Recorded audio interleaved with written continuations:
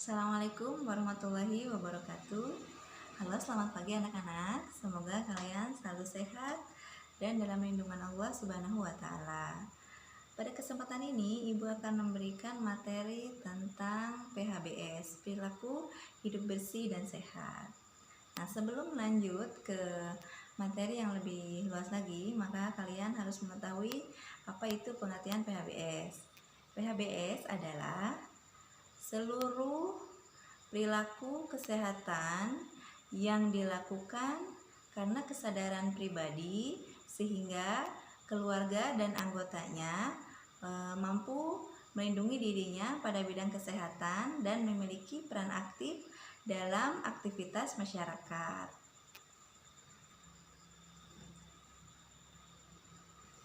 PHBS pada dasarnya adalah upaya untuk menularkan mengenai perilaku hidup sehat melalui individu, kelompok, atau masyarakat luas melalui jalur-jalur komunikasi yang dapat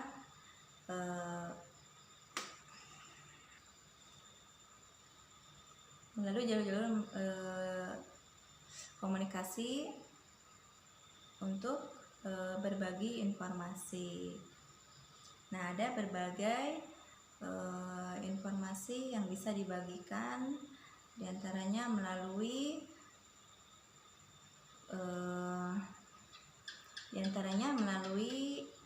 materi edukasi.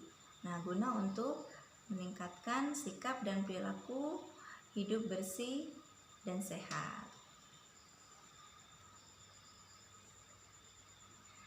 PHBS adalah sebuah rekayasa sosial yang bertujuan untuk menjadikan sebanyak mungkin anggota masyarakat untuk menjadi agen perubahan agar mampu meningkatkan kualitas perilaku hidup sehari-hari dengan tujuan untuk menciptakan hidup bersih dan sehat.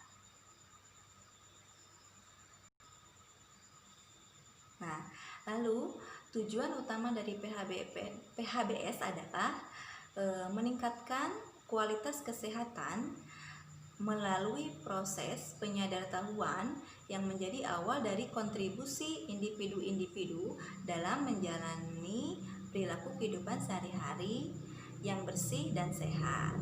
Nah, lalu manfaat PHBS yang paling utama adalah terciptanya masyarakat yang sadar kesehatan dan memiliki bekal pengetahuan dan kesadaran untuk menjalani perilaku hidup yang menjaga kebersihan dan memenuhi standar kesehatan.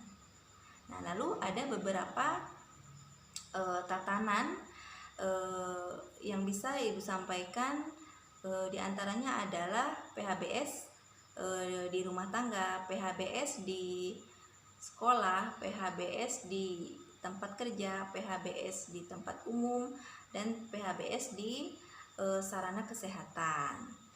Nah, lalu apa sih manfaat dari PHBS yang berada di rumah tangga misalnya? Nah, karena PHBS yang ada di rumah tangga ini adalah hal yang paling awal karena semua berawal dari rumah.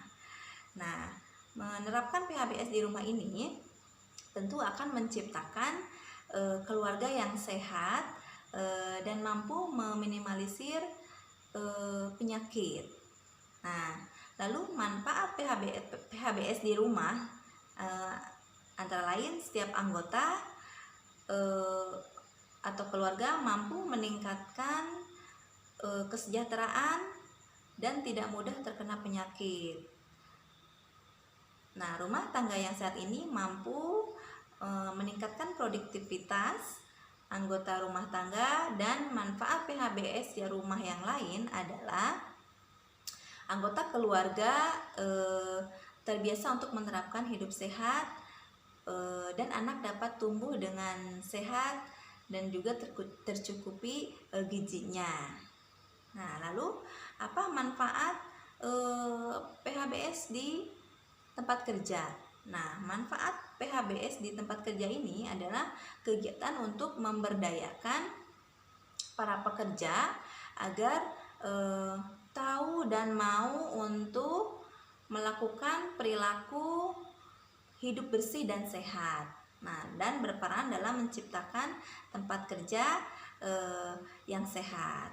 Lalu apa manfaat dari PHBS di tempat kerja? Yaitu para pekerja mampu meningkatkan kesehatannya dan tidak mudah sakit, meningkatkan produktivitas kerja, dan meningkatkan citra tempat kerja yang positif. Lalu selanjutnya adalah manfaat PHBS di masyarakat. Nah, kalau manfaat PHBS di masyarakat ini adalah menciptakan masyarakat mampu menciptakan lingkungan yang sehat, mencegah penyebaran penyakit, masyarakat memanfaatkan pelayanan kesehatan, fasilitas kesehatan, dan mampu mengembangkan kesehatan yang bersumber dari masyarakat. Nah, lalu apa indikator PHBS di sekolah? Nah, PHBS di sekolah ini tentu ini kita harus lebih mengetahui lagi, karena kita ini adalah nanti menjadi siswa di sekolah. Nah, PHBS di sekolah ini merupakan langkah untuk memberdayakan siswa, guru, dan warga lingkungan sekolah agar bisa dan mau untuk melakukan perilaku hidup bersih dan sehat dalam menciptakan sekolah yang sehat. Nah, lalu apa sih contoh dari PHBS di sekolah ini? Nah, contohnya yang pertama adalah diantaranya mencuci tangan pakai sabun, lalu mengkonsumsi jajanan yang sehat,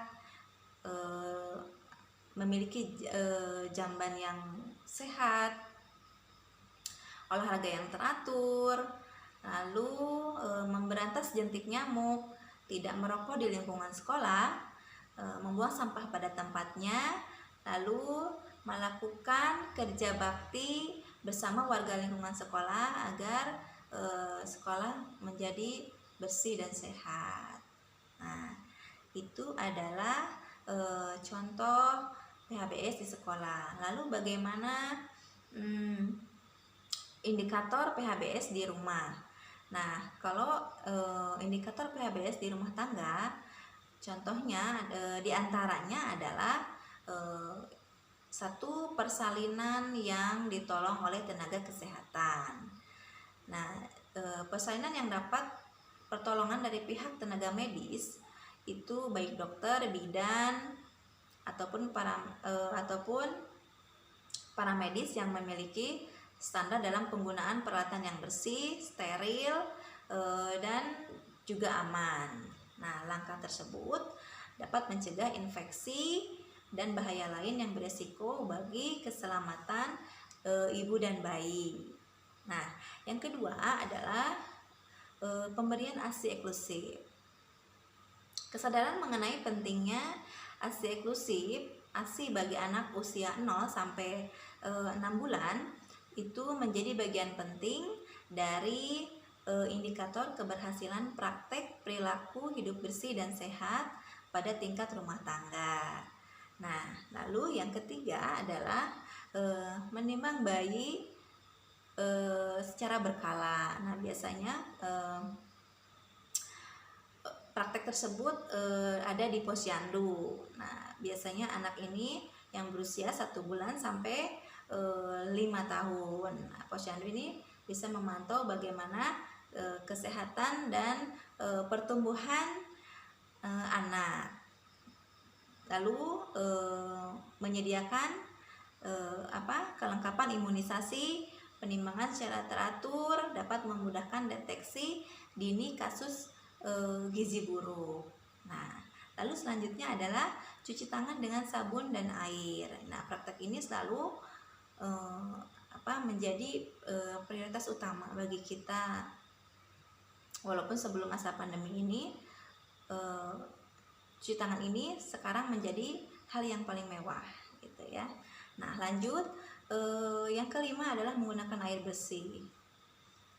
Jadi air bersih merupakan kebutuhan dasar untuk menjalani hidup sehat. Lalu selanjutnya adalah memberantas jentik nyamuk. Nah, nyamuk ini merupakan vektor berbagai jenis penyakit dan memutus siklus hidup makhluk tersebut menjadi bagian penting dalam pencegahan berbagai penyakit. Jadi menutup tempat air, membuang sampah, jangan sampai menjadi sarang-sarang nyamuk gitu ya. Lalu lanjut konsumsi buah dan sayur. Nah, ini adalah untuk memenuhi kebutuhan vitamin dan mineral. Sebaiknya kita harus mengkonsumsi buah dan sayur.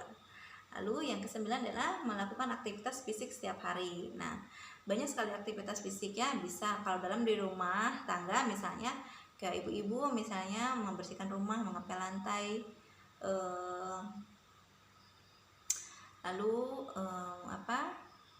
banyaklah dan lain sebagainya. Nah, lanjut, tidak merokok di dalam rumah. Nah, ini karena perokok aktif itu dapat menjadi sumber berbagai penyakit dan masalah kesehatan bagi perokok pasif.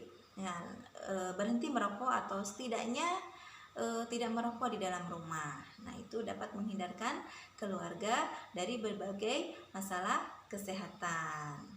Nah, itu adalah edukasi PHBS yang bisa Ibu sampaikan untuk kalian. Semoga kalian bisa mengimplementasikannya dalam kehidupan sehari-hari. Semoga kita terhindar dari virus dan bakteri. Kita berusaha untuk menjaga pola hidup sehat, makan makanan bergizi, dan juga olahraga. Nah, demikian materi dari Ibu. Wassalamualaikum warahmatullahi wabarakatuh.